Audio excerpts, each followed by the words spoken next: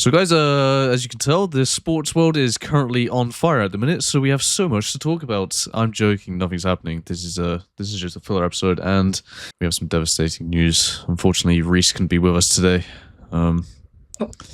Sad times. Can we just play some of his best moments, please?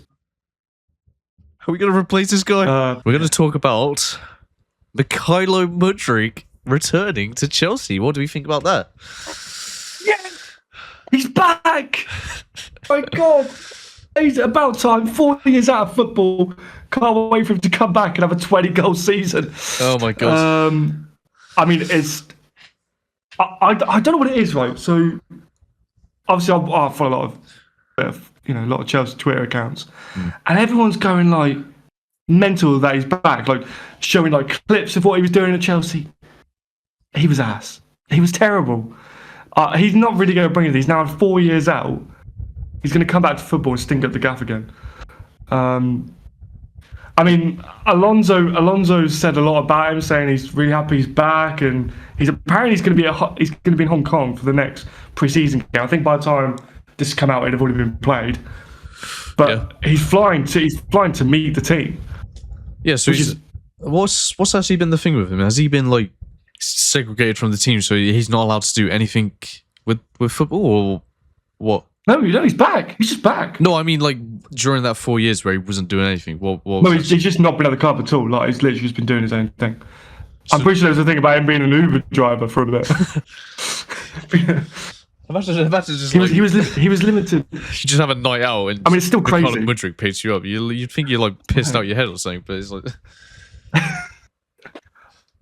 That would be it'd be a really weird Uber, wouldn't it? If you just got in and Mykhailo Mudryk's just goes, right, mate, where are you coming? You're just like, what the fuck? Back home, I guess. What are you doing? It's just like a millionaire just driving. Take me to Stamford Bridge, mate. And he's like, oh, I can't. Not allowed near that place, unfortunately, at the minute. But apparently, he was limited to $5,000 a week. I mean, for a footballer, that's pennies. For me and you, that's like life changing, mate. That's $5,000 a week. 20 grand, like 20 grand a month. Sorry, even. Yeah, this is near enough. $250,000 a year, nearly. Damn. Yeah, and he was crying about it, apparently.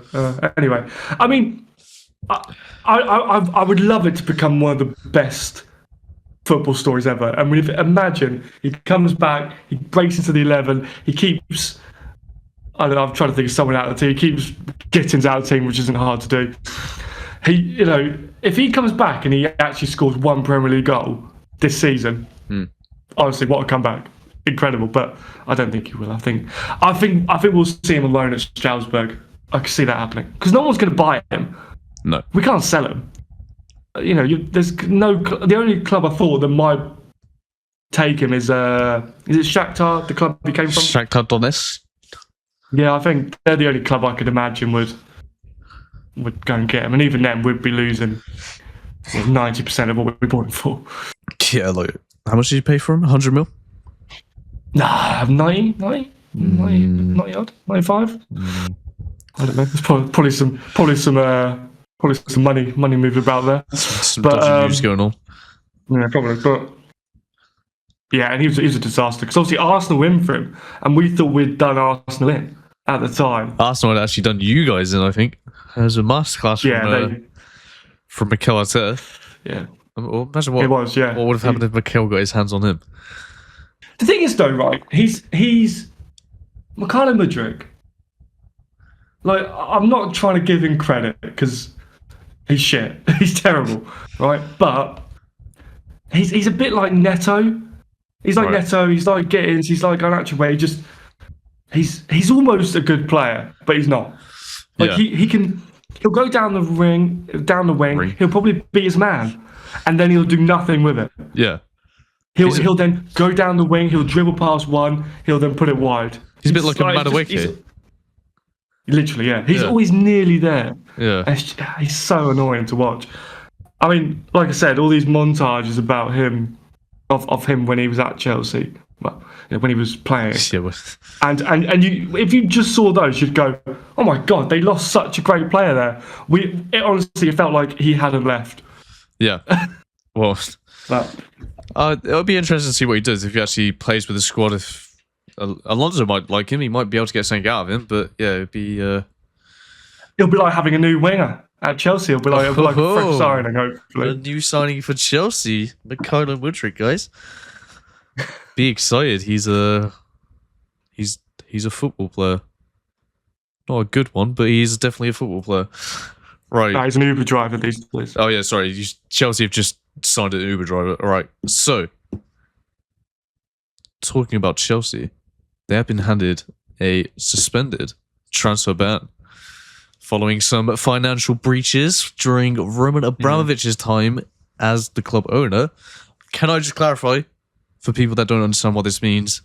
They don't have a transfer ban. It just means if they commit the same activities again during that 2 years, they will then get a 2-year transfer ban. So basically, for the next year, Chelsea just need to be really careful on what they're doing, make sure they're not breaking any rules, and then they'll be fine. But they've also got a £10 million fine, so yeah. I mean, that's nothing, though, is it? That's pennies. It's Slap on pennies the wrist, for a football. Yeah, for a football club, 10 mil is literally they can find it behind the couch. Exactly. Yeah. All right. But what was I going to say? I was going to say something. My mind's gone blank. I mean, regardless of what happened, I mean, am I surprised? No. Do I care? Not really. The amount of success that Abramovich gave us, Yeah. I don't really care. I mean, it was. Am I right? It's 2012 to 2022. Yeah. It's 2012 to 2018 or 19. It wasn't. So it was years ago. Years ago. Yeah. Oh, okay. And also, it's the only reason they didn't get it because there were talks of a points deduction as well for what they done, but it was because they self-reported themselves. Oh, self-report. Yeah. That they then got handed the suspended ban instead of an actual ban. So they done the right thing basically. The new owners saw what the problem was, they reported it, and they've just been given a lighter punishment. So the thing is, though, how many football clubs are doing this? I mean, this is going to be something that we're going to hear about. We're going to hear about every season. I mean, Everton, Leicester. Yep. It's always City. happening. It's always it's always going to be the case. We're going to literally. I mean, you've obviously got Liverpool have got Jeff Bezos money coming in. Let's go. So I mean, it depends how they use those finances, but I wouldn't be surprised if we see in 10 years' time Liverpool get hit with the same thing. Maybe. Well, fingers crossed not. Well, I think Liverpool are a well-operated club, but who knows with new owners? If they don't know what they're doing, they could be anything. But I think there'll be a documentary though, won't there? No, you'll get a documentary. What, Liverpool? I should think. Yeah. What, for Prime? Yeah. Well, that's what I was thinking as well. If Liverpool are bought by Jeff Bezos, if he owns Prime Video, can they not show all the Liverpool games in a season? I don't know how that works because is it a thing that's because Sky own the rights, or the TV company own the rights to the games, not like because obviously you'll be playing other teams, so they might own the rights to that. It's more about like TV companies own rights to. Why don't they just like competitions? They could just like make the other players invisible and just show the Liverpool player. Just see a ball like zigzagging across the pitch and like. Just black filters everywhere over all other products and everything. Yeah, everything's just blurred out. It's just like you just see the 11 Liverpool players. Liverpool versus blank. Yeah, we don't even. The scoreboard is just Liverpool, and then there's just nothing. Just the numbers. Yeah, just numbers. Yeah, I think that'd be interesting. But yeah, if that actually goes ahead, I don't know. These things. Oh, I thought it was already confirmed. Is it not? Not confirmed. Oh, okay. Fenway Sports are still in charge, and they will be until something happens. But Liverpool have always been really careful. Their money, like in terms of spending. Obviously, you had Coutinho saying you held on to that money for a long time. Invested in crypto and 10 times it. Yeah. You know, £1 billion. So I think if they keep to their same model, but then just have more money in it, hopefully, then it will all be all right. Yeah. Could it lead to a Liverpool dynasty? Do you think? Do you think it might? Do you think it'll have a direct impact on your league position? Liverpool are struggling at the minute because the way that Fenway operates is they will, and it's a bit of a backwards thing for the times we're in football, is they sort of operate on a one man out, one man in. But you can't really rely on that with the squad that we have because it means you just have 11 like elite players. Everyone on the bench is not that good. So in terms of depth, this is the reason that Arsenal are doing so well and they're going to continue to do so well is because of their depth. They have enough. Yeah. Their second team is better than most of the other Prem teams. So that's what it was like when City were winning the league. Well, exactly. That's what you have to do. Yeah. So you have to sacrifice a window. It's what Chelsea do. You have to sacrifice a window where you just buy more players than you need just so you have a squad. And of course, you'll be disappointed if you're on the bench or whatever, but you're going to get opportunities. Not everyone's going to play every game, every season. So, yeah, it's just about... You can be disappointed, but then if you win the league and get a Premier League medal... Yeah, exactly. What's the thing with Liverpool at the minute? It's like we lost Kanate and then replaced him with Jacket, who was coming in anyway. But now they're saying we don't need another centre-back because we have 4. So we have Van Dijk, Jacket, who's injured at the minute anyway, Joe Gomez, who is always injured, and we have Leone, he's 19, 20, 21 maybe. And he's coming off an injury, isn't he? He's just come off an ACL injury, so there's no guarantee that he'll be well. So we just have Van Dijk. So he gets injured. The whole season is over. Like it's a dangerous game that they're playing. This has been Liverpool for a while, though. It has been. Like, even that's why it was so impressive what Klopp did as well. Is because that starting 11 just didn't really change. No, he just had that one starting 11. That was it. That was it. Yeah, but you knew who Klopp was going to put out every single game because they had no one else. There was no one else, and that's also why players like Conor Bradley came through and actually were getting opportunities because they needed to. They needed to use those players. Yeah. So it's going to be a thing of. It's not going to be this window. Well, it's too late now in this window. If Liverpool just sign one Barcola, if they just sign Barcola, there's nothing Areola can do. No matter how good he may be, there's nothing he can do. He's been done in. But there needs to be that window where Liverpool just do sign players just for the sheer hell of it, and it needs to happen. So, even if it's just youngsters. I mean, I'm not praising even the academy. We don't even Chelsea sign players model, in the academy. Yeah. So like, but I mean, Chelsea's model is literally go and get these players who are young. Yeah, loan them out, get them into equality, bring them in. That's always been Chelsea's. People complain about blue code, but that was the same under Abramovich. I mean, that's what we did with Thibaut Courtois. He went out to Atletico Madrid, did really well, brought him back, starting keeper. Like, that is how you run a football club. You can't just have starting 11 and just hope that they never get injured. Yeah, that's it. Because it just never happens. Caught out. It just never will happen. So yeah, that's bound to get injured throughout the season. But yeah, we'll see. We'll see if Liverpool can deal with that. There's 4 weeks left of this window. They need to have the biggest 4 weeks of their lives because it's looking a bit dangerous. Because Curtis Jones can still leave. Cody Gakpo could still leave. He shouldn't. I rate Jones. He shouldn't leave. He's got a year left on his contract. He either leaves now or goes on a free. So, but yeah, if Cody Gakpo leaves as well, then Liverpool need to sign 2 wingers. So even if Barcola comes in, it's not enough. They need to sign someone else. So it's. They've not left themselves. I think you need to bring some youngsters. I mean, you know Liverpool squad a lot better than me, but quite a bit of an aging team coming on. I know Salah's leaving, but I think Van Dijk and Alisson are the 2 oldest players there. Is that it? Yeah, we got rid of everyone else. Is all the other old. I was thinking Salah was obviously getting on. Salah's gone, but he's now gone. Yeah. All right. So yeah, you got some experience in there. Yeah. I'll tell you who has got experience now. It's Chelsea. Bringing in Danny Welbeck. Yeah. And Jordan Danny Henderson. Welbeck from Brighton. And, well, he's not confirmed yet, but he's coming. He's going. He's coming. Well, yeah, we're going to speak about transfers in general, actually. We were talking, obviously, about... Yeah. Well, that's one that's been confirmed. Well, Lacroix's now been confirmed, and now Danny Welbeck. Yep. We're still looking to bring in Jordan Henderson, and there's talks of another centre-back and a midfielder. still to come through. And we've just gone back in for the, I can't even say his name, the Royal Vallecano left back. The left back guy, yeah. Pep something. Pep Chevalier? Yeah, something like that. I don't know anything about him, to be honest. Never heard of him. I don't know who he is. But we're talking about Jan Diomande to Real Madrid. If he wants to... It's been a bit of a big story this summer. He's rejected Liverpool to go to PSG. He rejects PSG to go to Real Madrid. So is he going to reject Real Madrid now to go to Bayern Munich or something? What's going on? I don't know. But this boy cannot pick a club.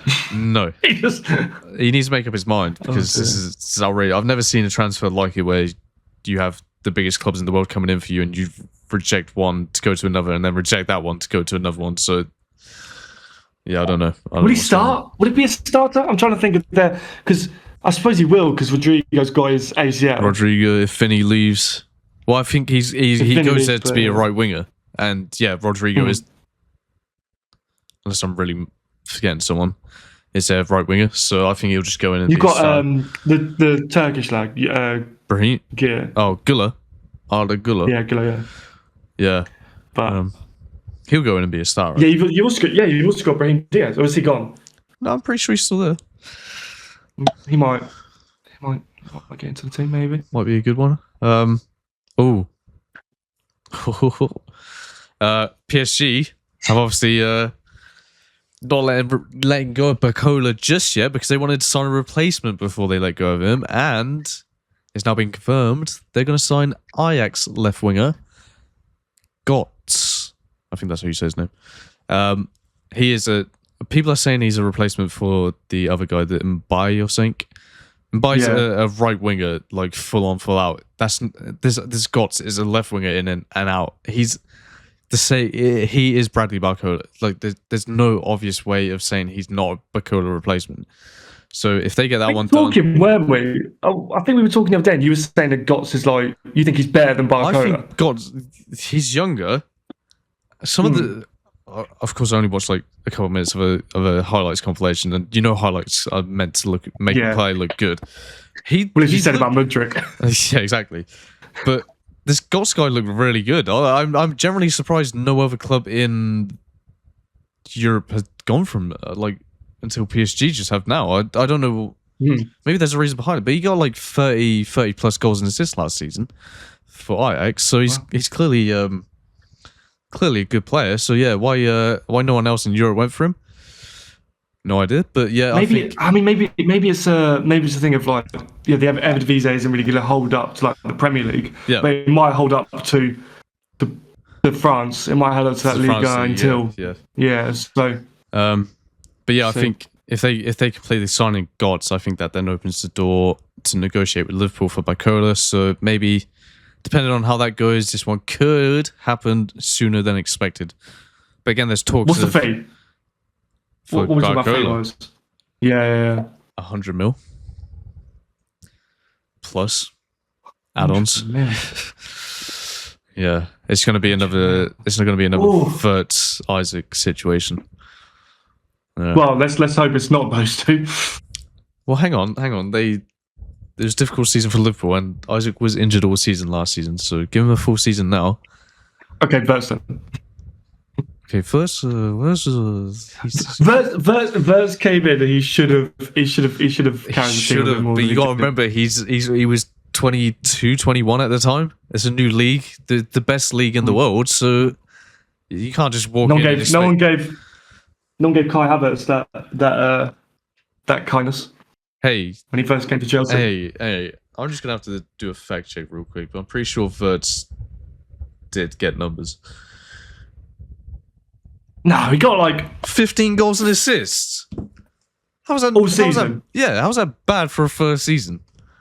What was it just in the Prem? In the Prem, 8 goals and assists.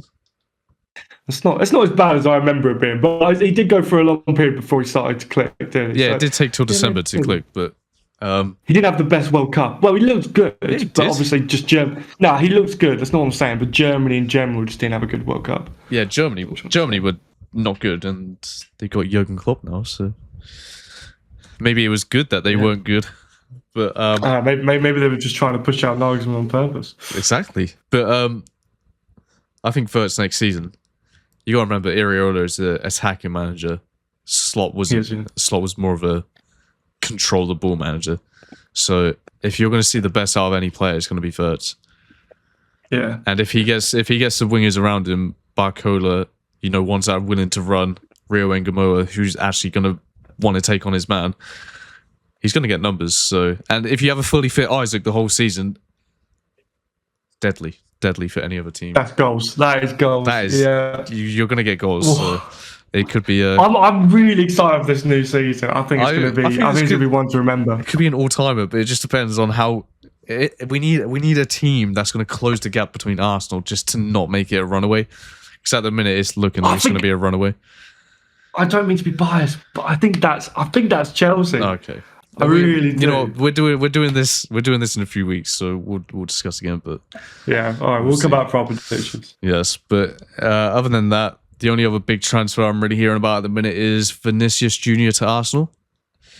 But I'm hearing that it's instead he's leaning towards signing a new contract with Real Madrid rather than going to Arsenal. So who knows? I think it was a ploy. I reckon it was a ploy from his agents to rack up the contract. Really, I mean, Vinicius Junior screams Real Madrid. When you think of the new Real Madrid, you've got, Vinicius Junior is one of the players you'll think of straight away, and to get the opportunity to play under Jose Mourinho or Arteta. I mean, regardless of what you think of Jose Mourinho now, if in your head you think of Jose Mourinho or Arteta, you're picking Jose Mourinho. Yeah. Just to have an opportunity to play under him. Because it might be, if Jose Mourinho doesn't do well at Real Madrid, he'll retire. I reckon this is his last job. His last big opportunity. Yeah. If he doesn't do well at Madrid, he'll know himself. It's time to go. Mm-hmm. But I think they'll do well. I think Vinicius Junior will score a lot of goals under Jose. He feels like a Jose player. He does. Well, his new chin seems like a Jose player. I was about to say, are we going to see his new chin in the Premier League or La Liga? Where do we think his chin will be next season? Oh my god, he looks so different. When I saw that image, I was like, I thought it was AI. I honestly thought it was AI. Like, I'm probably showing my age, but I looked at it and I was like, nah, that's ChatGPT. He's made that 100%. Oh, he'll look so different next season. But we're gonna, unless you know of any other transfer stories I don't know about. But I saw about Ferran Torres also looking towards PSG. Yeah, I saw that as well. I think that's he's always been sort of one of those players for Barcelona who he either plays a lot or he just doesn't get off the bench. Mm-hmm. And I think for him to have a break and go to PSG would be, I think that'd suit him. Because they've had the likes of Marcus Asensio and stuff like that at PSG, so they're used to a Spanish winger.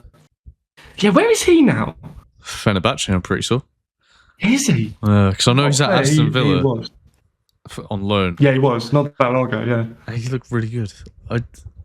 There's just some players I never understand. Maybe I just have a really bad football IQ, but there's some players that look really good and then they just disappear.